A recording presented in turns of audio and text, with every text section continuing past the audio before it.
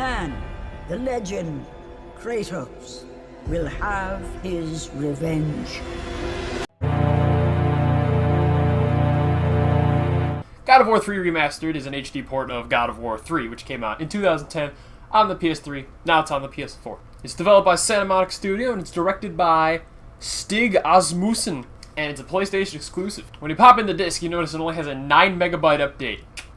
That's how it's done, Elder Scrolls Online and Batman Arkham Knight.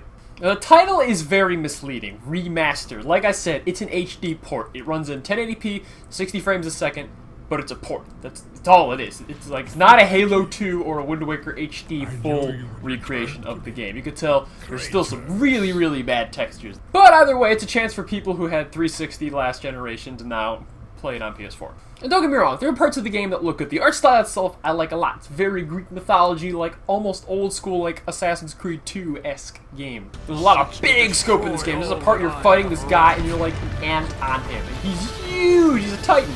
Oftentimes things are very, very big and you are very, very small. And there's a really nice effect sometimes where the floor is a mirror and there's a perfect reflection of the game in the floor and it looks great.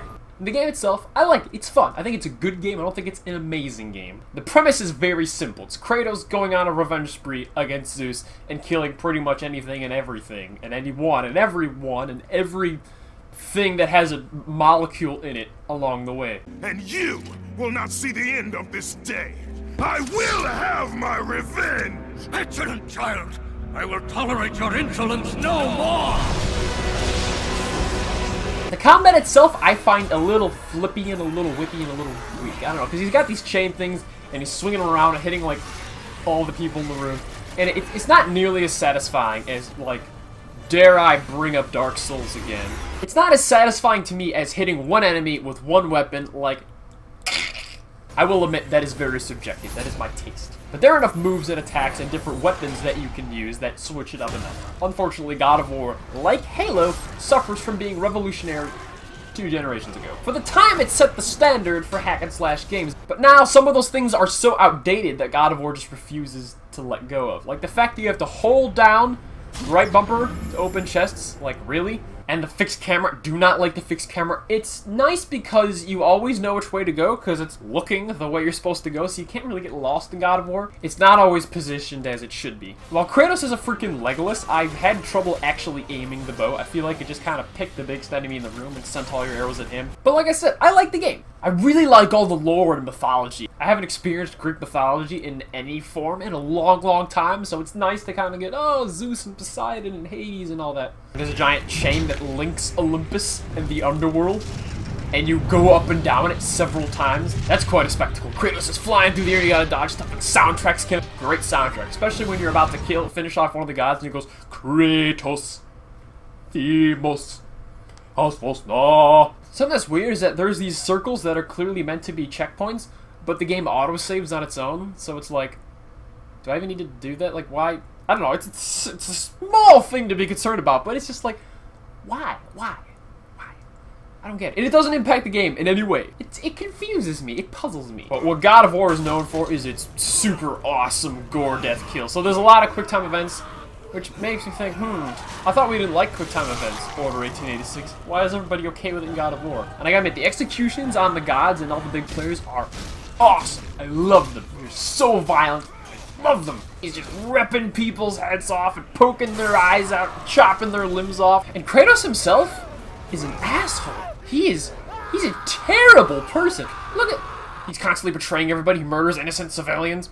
My home, everything I have, destroyed. Curse the god. Like, jeez, it's like Kratos, dude. This is not a game for children. Oh man, especially with Aphrodite's boobs hanging out and there's a quick time event sex scene. I mean, it happens off camera, but you're like pushing buttons to thrust and just like whooshing, oh, and then you can like move the stick to like...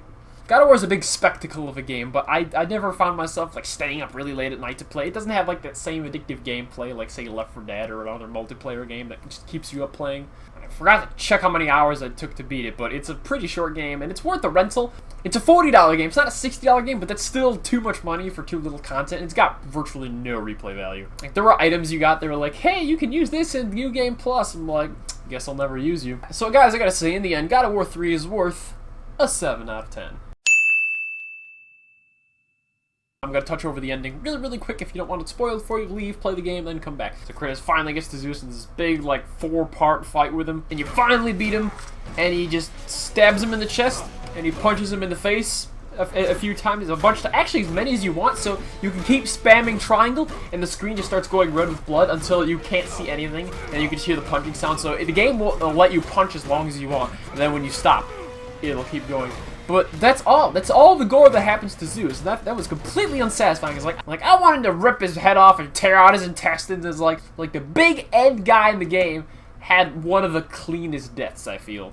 And the story ending itself, where Kratos stabs himself and releases all the Pandora, all the hope. I don't understand why everybody was surprised at Pandora's box being empty the second time, because they already opened it in the previous game. It's like, yeah, no crap, it's empty. You already released everything from it. Why are you confused? And then with Pandora telling Zeus, it's like, it's the fires of hope that keep us alive. That was really lame. And also very out of character, because Zeus would not kill himself to save humanity. He doesn't give a damn about humanity.